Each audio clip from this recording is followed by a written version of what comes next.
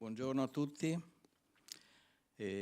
siamo oggi qui per presentare un'opera straordinaria, frutto del lavoro di 2 anni, di decine di studiosi e il coinvolgimento di molte università sia italiane che brasiliane.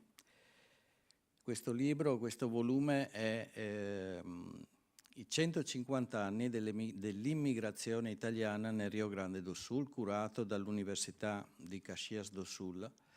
Siamo nel appunto Rio Grande do Sul, il più meridionale degli stati brasiliani e uno degli stati più attivi e che contano una grandissima presenza di discendenti di emigrati italiani che appunto dal 1875 colonizzarono queste terre. Il volume è stato presentato in agosto, lo scorso mese di agosto, all'Università di Caxias do Sul, alla presenza delle più alte cariche dello Stato e oggi viene presentato qui giustamente alla Regione del Veneto perché, fra l'altro, gran parte di questi immigrati che hanno fatto la storia del Rio Grande do Sul sono di origine veneta. Forse lo dirà più tardi il rettore dell'università, ma si calcola che i discendenti di questi pionieri siano oggi circa 4 milioni, che è un dato straordinario, vale a dire circa buona parte della popolazione gauscia del Rio Grande do Sul. E quindi io lascio senz'altro la parola al rettore Gelson Leonardo Rech per la presentazione di questa opera.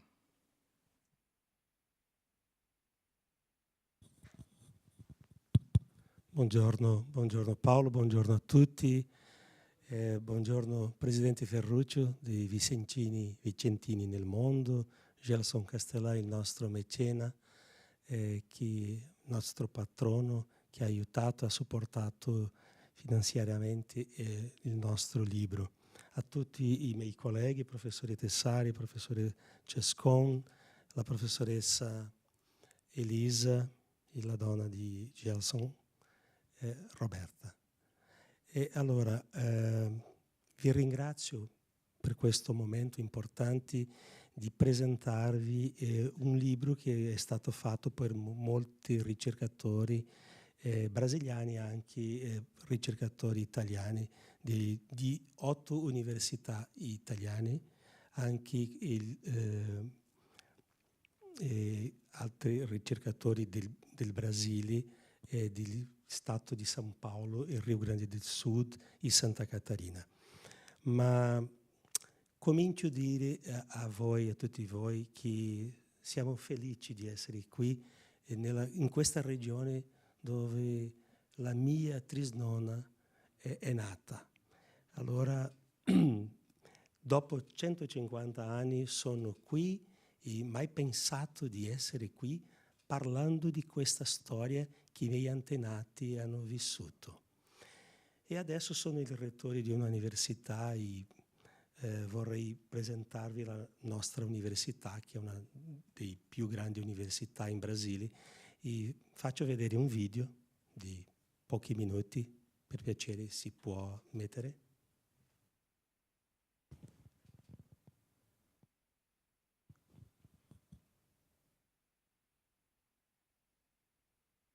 Per piacere il video. Avanti.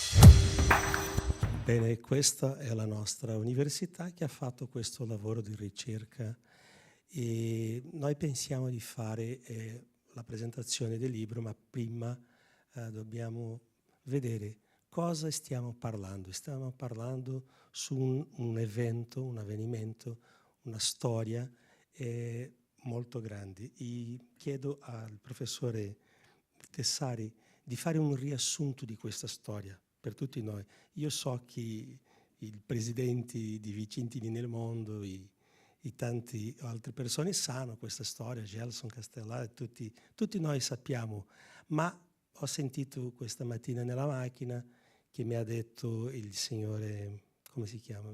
Giuseppe Beppi, certo, mi ha detto che ci sono tante persone oggi che non conoscono questa storia. Allora chiedo al professore Tessari di fare un riassunto brevissimo di questa storia, per piacere.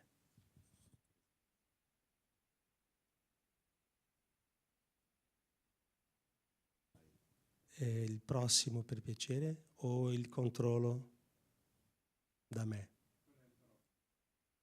È solo andare avanti. Avanti con gli slide. Dopo il video, giusto? Dopo di questo? Certo, questa è la nostra università, il prossimo? Certo. Buongiorno a tutti, è un piacere essere con voi questa mattina. Vuoi leggere la mia presentazione? Mi sono Antoni Tessari, professore della Università di Caxias do Sul. Il mio obiettivo in questa presentazione è quello di esporre alcuni aspetti del processo storico dell'emigrazione italiana nello stato del Rio Grande do Sul, in Brasile. Prossima diapositiva. Inizio questa contestualizzazione discutendo i fattori determinanti che portarono all'immigrazione. La fotografia che illustra la diapositiva evidenzia la portata dell'evento, che portò allo spostamento di centinaia di migliaia di italiani verso altre regioni del mondo, soprattutto a partire dall'ultimo quarto del Novecento. Prossima. L'espansione del capitalismo, le nuove forme di produzione di lavoro trasformarono l'Europa, intensificando i movimenti migratori. Nel caso dell'Italia, nella seconda metà del Novecento, il paese subì un costoso processo di unificazione. Problemi socio-economici, tra cui la crisi agraria, l'accesso limitato alla terra e la sovrappopolazione, spinsero migliaia di persone a trasferirsi o a migrare in diaspora verso nuovi territori, con le Americhe come destinazione per molti peninsulari. Prossima. Nel caso brasiliano, gli immigrati erano considerati necessari per sostituire la manodopera schiavizzata, per lavorare nelle piantagioni di caffè nel sud-est del Brasile e nel sud per colonizzare terre non reclamate. In quel contesto storico la tesi dello sbiancamento della popolazione prevaleva. Prossima. Diverse province brasiliane accolsero ondate di immigrati italiani. San Paolo ricevette il contingente più numeroso, seguito dal Rio Grande do Sul. L'emigrazione divenne un buon affare per l'economia italiana e fu incoraggiata. Dal Brasile la propaganda incoraggiò gli immigrati a venire e pubblicizzò i benefici che il paese offriva loro. All'inizio l'immigrazione in Italia è stato un fenomeno del settentrione. La maggior parte degli immigrati proveniva dal nord Italia, dalle regioni Veneto, Lombardia e Piemonte. Le partenze avvenivano principalmente da Porto di Genova. La traversata avveniva su navi sovraccariche. Malati e mortalità erano elevati. La traversata atlantica durava tra i 30 e i 40 giorni. In Brasile la maggior parte sbarcava a Rio de Janeiro e dopo la quarantena negli alberghi veniva trasportata in piroscafo a Porto Alegre e su imbarcazioni più piccole lungo il fiume chiamato Caí. Prossima. Questa è una fotografia che illustra l'attraversamento di un tratto del fiume Caí, risalente alle film del Novecento. Per capire la portata del processo storico, un'stima suggerisce che in un periodo di quasi 100 anni circa 24 milioni di peninsulari lasciarono l'Italia per trovare nuove condizioni di vita. Nel Rio Grande do Sul, nonostante alcune discrepanze nei numeri, si stima che tra gli 80 e i 100.000 immigrati italiani siano entrati nell'Stato, nel periodo compreso tra 1875 e 1914, che corrisponde alla fase della grande migrazione. È ormai opinione diffusa, soprattutto dopo la pubblicazione dell'album del cinquantenario, che le prime famiglie di immigrati italiani a arrivare nella regione nord-orientale dello Stato fossero i membri delle famiglie di Tommaso Radaeli, Stefano Crippa e Luigi Sperafico. Erano 13 persone e si stabilirono nella cittadina di Nova Milano, oggi frazione di Farroupiglia. I centri di migrazione e colonizzazione nell'allora provincia furono creati a partire dal 1870, i primi dei quali furono le colonie Condé e Dona Isabel, oggi comuni di Garibaldi e Bento Gonçalves, la colonia Caxias e Silveira Martins. A questi seguirono altri centri.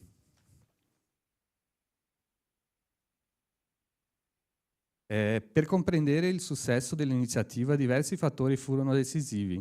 Tra questi spicca la possibilità di mobilità sociale. Nel Rio Grande do Sul gli immigrati divennero piccoli proprietari terrieri. Inizialmente i terreni venivano venduti a rati, molti immigrati trovarono impiego nella costruzione di infrastrutture. Sui loro appezzamenti si dedicavano alla semina, alla vendita del loro prodotto e portavano con sé un certo bagaglio di competenze che permise loro di avviare piccole officine. In quell'economia la viticoltura era di primo piano. Gli immigrati trasformarono il vino in un importante prodotto di esportazione e si mobilitarono per difendere la qualità. Prossimo. Là eravamo servi e qui siamo padroni. Siamo felici, padrone della nostra vita. Sono passaggi della lettera dell'immigrato vicentino Paolo Rossato, che illustrano il sogno della proprietà terriera e la prosperità raggiunta in Brasile. Un altro esempio di rapido sviluppo può essere rappresentato da questa fotografia, che mostra un treno in partenza dalla stazione ferroviaria di Caxias do Sul, carico di vino da spedire allo Stato di San Paolo, un'immagine risalente agli anni 10 del Novecento. Vale la pena sottolineare anche altri fattori di coesione, identità e sviluppo.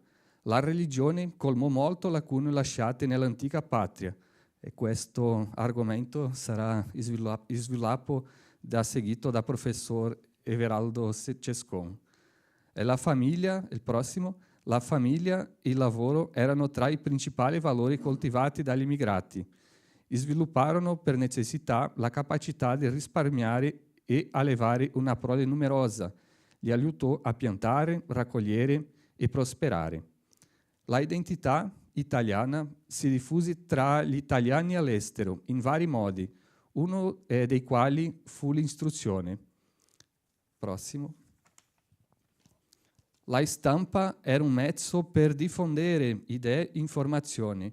Ad esempio, il giornale Stella d'Italia, che si proponeva di promuovere l'identità italiana tra gli immigrati ed è stata la pubblicazione più longeva del suo genere nell'Stato. Prossimo. Il rapporto tra Brasile e Italia è stato evidente fin dalle visite dei consoli italiani ed è qui esemplificato dalla visita dell'ambasciatore Vittorio Ceruti, che partecipò all'inaugurazione della festa da uva del 1932 e visitò lo stabilimento metallurgico di Abramo Eberli. Un'ultima sottolineatura è il campo delle arti, che ha riunito pittori, scultori, artigiani, fotografi, musicisti e artigiani di statue. Ad esempio, il primo fotografo del Rio Grande do Sul era italiano e l'arte di questi professionisti ci ha lasciato in eredità le splendide immagini che oggi servono come fonte storica per comprendere il fenomeno dell'immigrazione. Vale la pena notare che oggi ci sono 150.000 cittadini italiani nel Rio Grande do Sul e una stima indica circa 4 milioni di discendenti nello Stato, il che dimostra il segno indelebile dell'immigrazione italiana nella nostra cultura. Concludo citando la professoressa Vania Beatriz Merlot Ceredia, una delle figure di spicco della storiografia dell'immigrazione italiana. Nel suo testo così si esprime: la storia ci dimostra che questi pionieri erano davvero creativi, reinventando le condizioni di cui avevano bisogno, rendendo la produzione sostenibile e diventando padroni del proprio destino. Hanno superato le barriere e trasformato l'immaginario delle migrazioni. Grazie mille.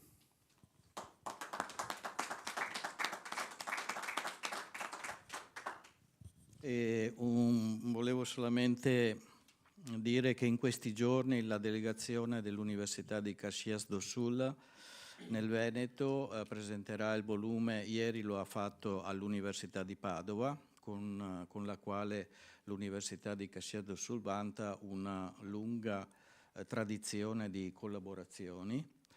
E poi domani saremo a Vicenza alla Biblioteca Bertoliana, ci sarà anche la presenza del Vescovo di Vicenza, e questa sera nel piccolo comune di Agugliaro, dove appunto siamo la delegazione attesa anche lì per la presentazione di questo libro. Poi loro andranno a Siena, che è un'università che ha partecipato alla edizione di questo volume. Della delegazione fa parte anche il console onorario di Caxias do Sul, che è il signor Gelson Castellan, la professoressa Elisa Sachet, e oggi ci ha accompagnato il presidente dell'Ente Vicentini nel Mondo, Ferruccio Zecchin, con il tesoriere Sbalchiero. Grazie. La parola allora al professor Everaldo Cescon, che ci parlerà della religiosità nell'immigrazione italiana. Sì, grazie, buongiorno a tutti. Brevemente, allora il mio contributo al libro è stato proprio insieme al rettore sulla religiosità. La religiosità occupa e ha occupato parecchio spazio anche negli scritti, negli album che abbiamo fatto, che hanno fatto i nostri antenati per il cinquantenario e anche per il centenario dell'immigrazione. Perché? Perché la religiosità è stata veramente la forza che ha creato coesione e identità agli immigranti. La prossima, per favore. Senza più la patria di origine e senza conoscere la patria a cui sono arrivati, avendo difficoltà perfino per comunicarsi perché parlavano diversi dialetti, hanno trovato nella religione, perché la stramaggioranza erano di cattolici, alcuni valdesi ma soprattutto cattolici, hanno trovato nella religione cattolica il senso della coesione e dell'identità. Quindi hanno creato cappelle, chiese, il salone per fare le feste, e intorno a questa costruzione si radunavano ogni tanto, ogni domenica, per pregare, per cantare, per celebrare, per convivere. Non avevano, è vero, molti preti, ma avevano quello che si è chiamato il prete laico, cioè un antico forse sacristano che sapeva le orazioni, sapeva le litanie e allora conduceva la preghiera. Dopo la preghiera condividevano qualcosa da mangiare, da bere, e cantavano, giocavano le carte, le bocce e altri giochi. Insieme con loro hanno portato anche molte devozioni.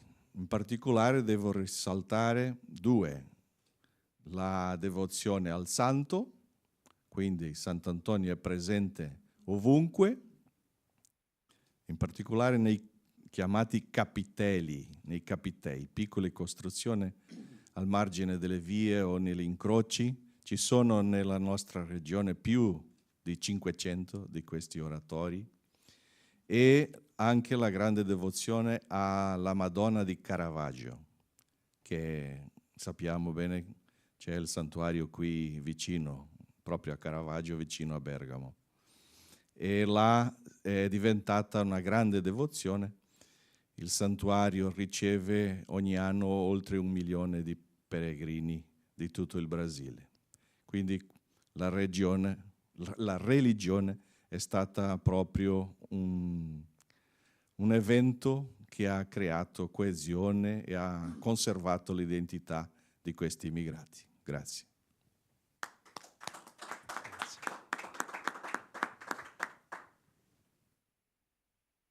Di nuovo la parola allora al Rettore. Grazie Paolo. Adesso vorrei parlare sulla struttura di questo libro. Buongiorno. Il prossimo, per piacere. Prossima, per piacere. Questa storia è stata scritta, è stata filmata, è stata cantata di molti modi per tante gente. Noi abbiamo il film Quattriglio, candidato all'Oscar come miglior film straniero molti anni fa, scritto da un professore della nostra università, e che racconta un po' delle famiglie che hanno vissuto in questi primi anni. Ma avevamo anche tanti giornali, stampe che hanno parlato, e tanti altri libri che sono stati scritti nel mondo e anche nel Brasile. Soltanto la nostra università ha scritto 230 libri su questa storia. Prossima, per piacere. E anche nella storia di questi 150 anni abbiamo avuto 4 libri importanti. Sono questi che vediamo. Il primo di 1925 è stato scritto dai primi italiani e è l'opera più importante, e molti ricercatori ancora oggi ritornano a questo libro per vedere alcune informazioni e precisare qualche cosa, e di questo si è sviluppato tante altre ricerche perché presentavano alcune idee. I ricercatori cercavano di ricavare, di sviluppare le domande, facevano le domande su questi argomenti, questi temi che il libro presentava. Dopo di questo seguirono altri libri e adesso noi ci mettiamo a fare un altro, il quinto. Ma perché abbiamo deciso di fare questo? È perché la nostra università dal 1974 ha cominciato a fare ricerche su questo tema, perché 1975 era l'anno del centenario e la nostra università, Giovenota, ha preso questa idea. Allora siamo in questo momento storico e dobbiamo fare le ricerche specifiche perché viviamo in una zona di immigrati. Allora abbiamo fatto i principali eventi sulla migrazione italiana nel Brasile, a cominciare dal 1975. Ogni 5 anni facciamo questo evento ancora, e quest'anno a novembre lo faremo altra volta, certo.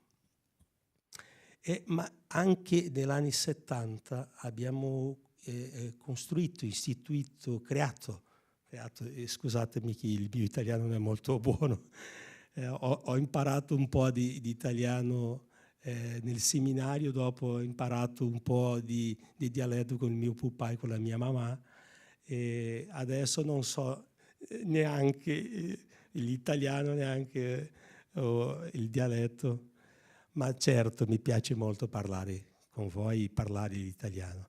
Certo, abbiamo creato allora l'Istituto Memorie Storiche e Culturali, di cui il professore Tessari è il direttore.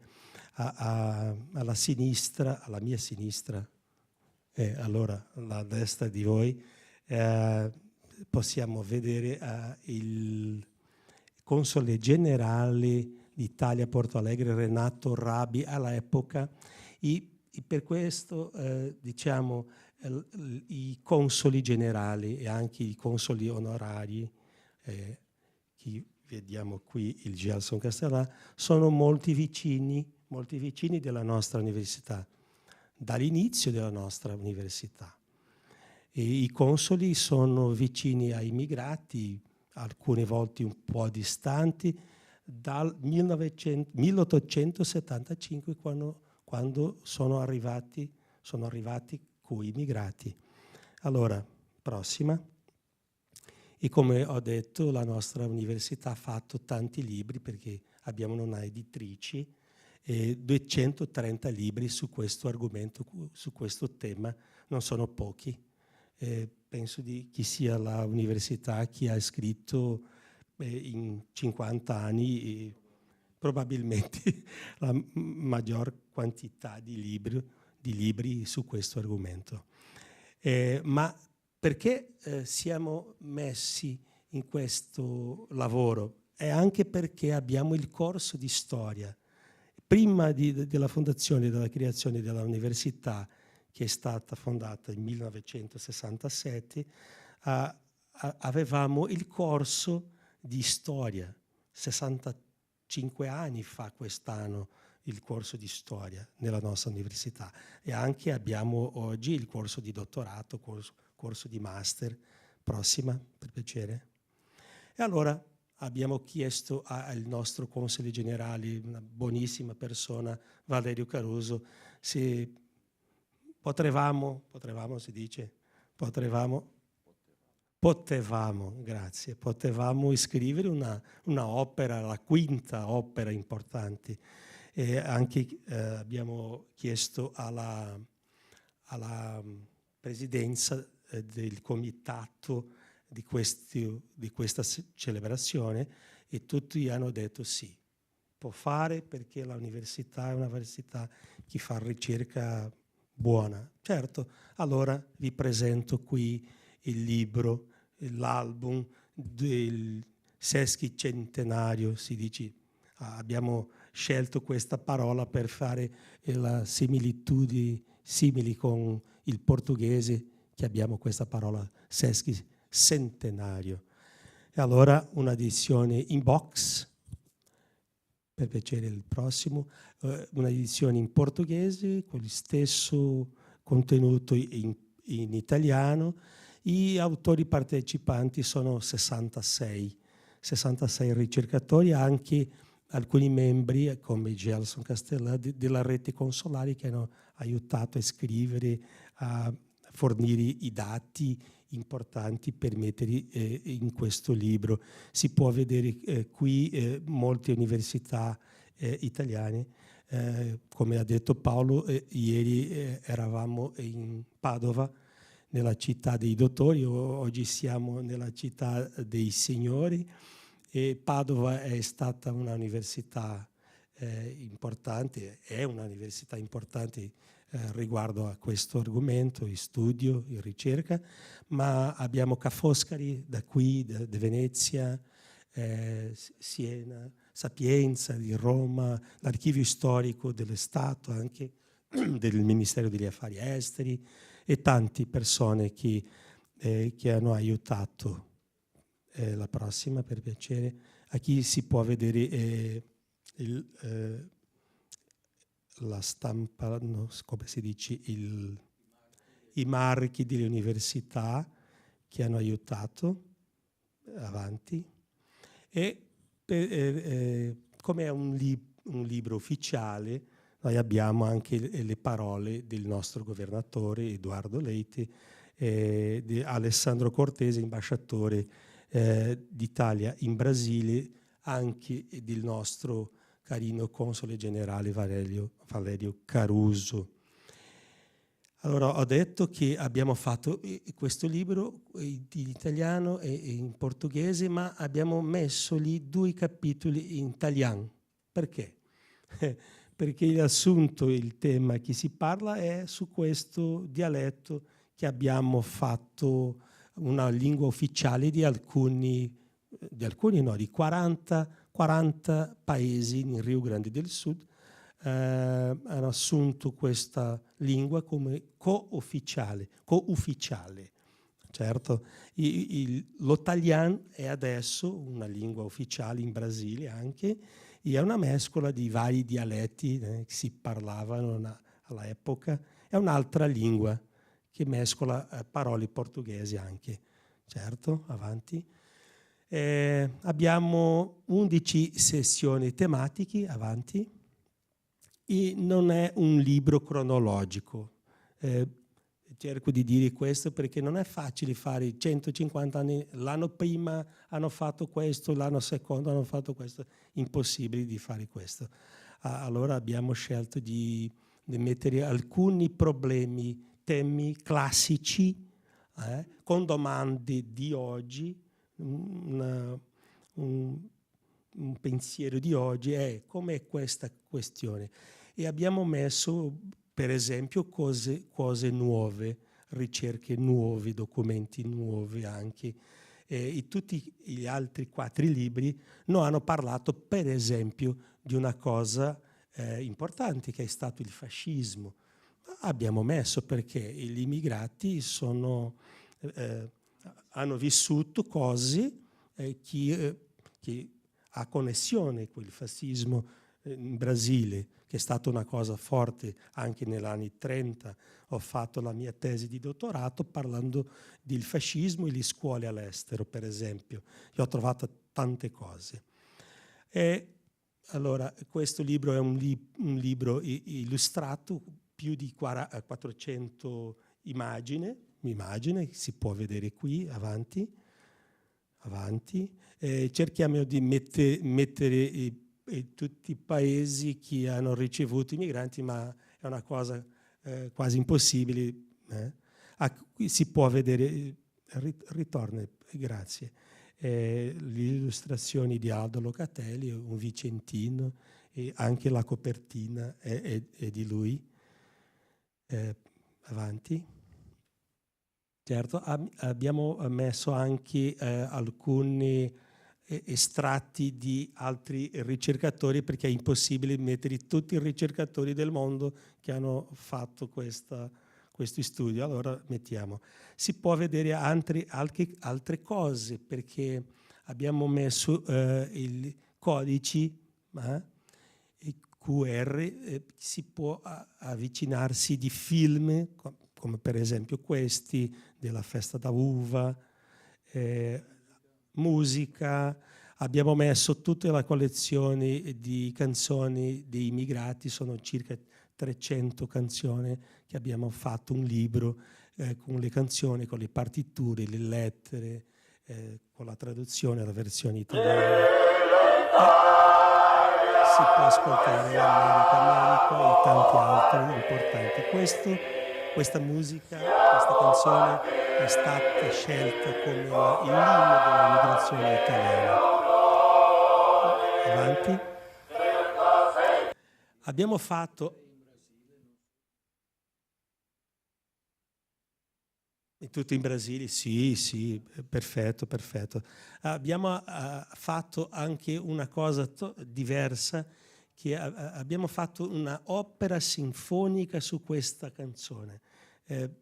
Cercamo di vedere qualche posto che aveva questa sinfonia America, no? Abbiamo trovato. Allora abbiamo fatto noi, con l'aiuto, il supporto finanziario di Gelson Castellari, il console onorario, che vi ringraziamo moltissimo, Gelson. Tu sei un mecena, si dice in portoghese, un mecenate in italiano. Il design, mettiamo il colore rosso, perché abbiamo fatto il vino, la uva è stata la più importante produzione. Avanti.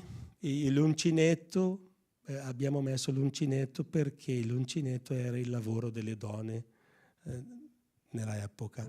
Abbiamo formato paese e città, siamo vincitori, come si può vedere in questo video. Abbiamo fatto industria, abbiamo fatto città, siamo leader in tante cose oggi. Allora non siamo solamente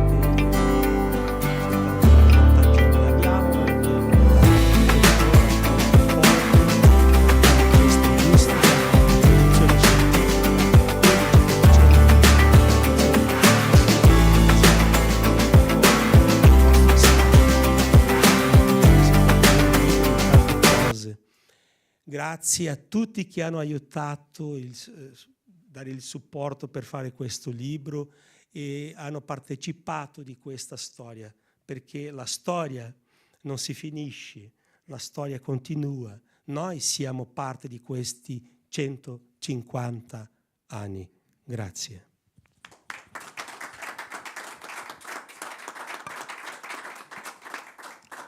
Grazie Rettore. Nel frattempo ci ha raggiunto il Presidente Ciambetti, anche se è un po' acciaccato, ma non ha voluto mancare alla presentazione di questo libro. Adesso il Rettore consegnerà ufficialmente al Presidente del Consiglio regionale e poi credo che lasceremo una copia per l'archivio qui dell'Assemblea. Allora.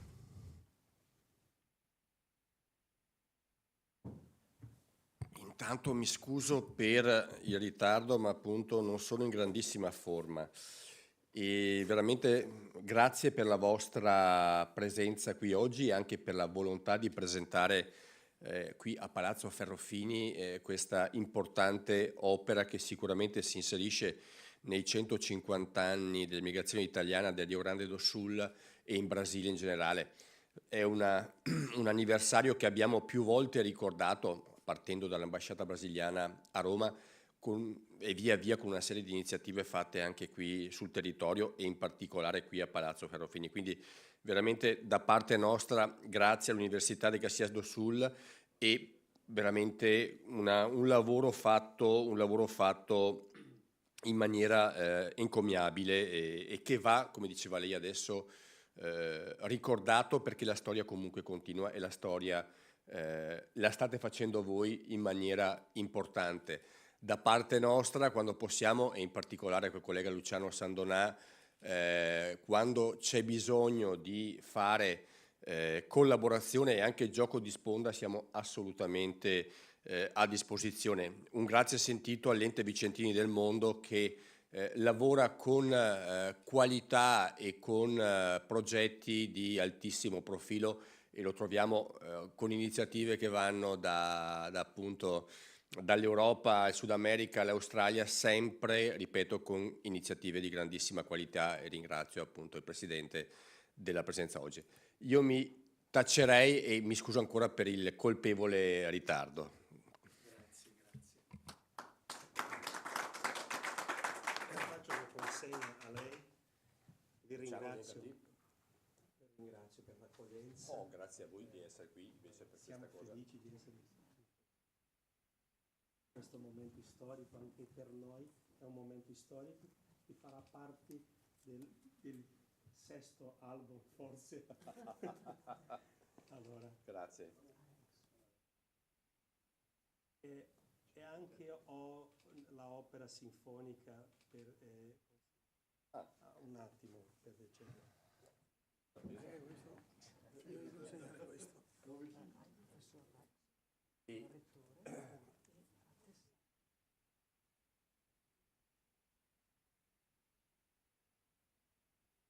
Questa è la storia di Palazzo Ferrofini che spiega appunto la storia di questo palazzo e come è diventata sede del Consiglio regionale, se può essere utile per le vostre letture.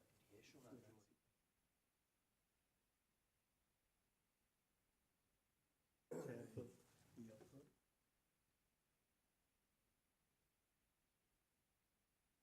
Ente Vicentini del Mondo? Console, Console, prego. Console.